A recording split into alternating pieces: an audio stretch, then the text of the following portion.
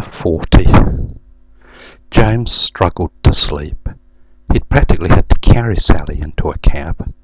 Inside, she snuggled against him, yawning. "Enjoy yourself?" he said. Yeah."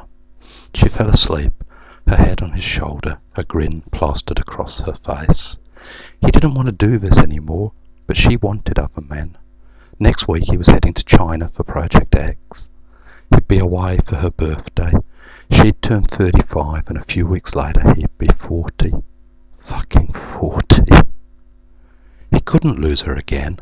Time apart had been like quitting smoking, cravings, palpitations, headaches, and barely suppressed rage.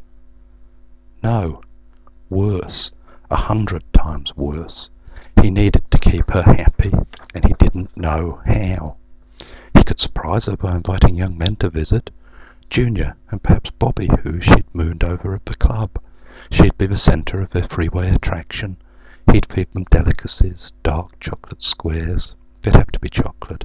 Strawberries and kiwi fruit, a bottle of vodka and glasses brimming with ice. And they'd spoil her. It could be romantic. A parting gift might keep her happy while he was gone. She'd enjoy it, but he wouldn't. Bile rose. Sally snored, a freight train rumbling.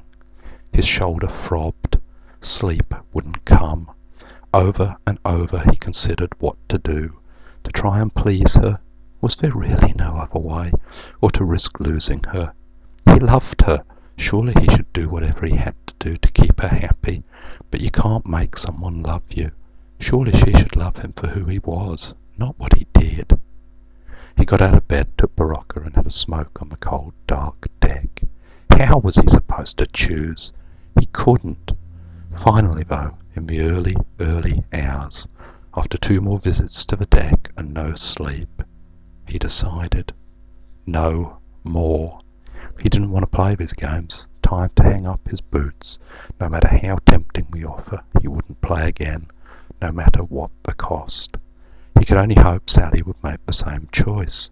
He couldn't choose for her, but he hoped they could retire together, remember the good, and forget the bad.